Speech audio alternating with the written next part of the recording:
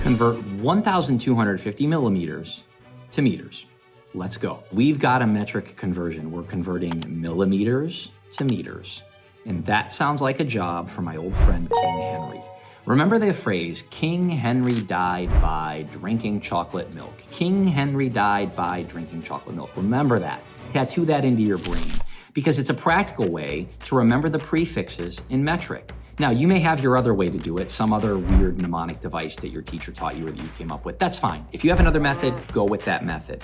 But I like this King Henry one. For some reason, this is stuck in my brain ever since I heard it.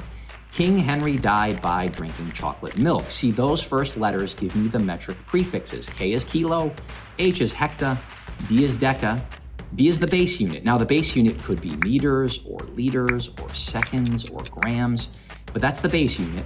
And then we've got deci and centi and milli. And this chart, if I visualize it, it gives me the way to convert from one metric unit to another just by counting how many spaces we have to move. And what I mean is we've got millimeters and we're converting to meters. Now, meters is the base unit. So we're trying to get to this base unit. And we're currently in millimeters. So we're currently over here at M, the milli. How many spaces do we have to go? That's the same thing as counting how many spaces we have to move on this chart. I'm gonna have to move the decimal 1, 2, 3 spaces to the left if I wanna convert from millimeters to plain old meters. So that means if I write the number 1,250, which is currently a millimeters number, I can think of the decimal being right here. I'm gonna move the decimal 1, 2, 3 spaces to the left in order to convert that to meters. And what I'm saying is 1, 2, 3 spaces to the left, the decimal's now here. This is 1.250 meters, no longer a millimeters number. We did the conversion.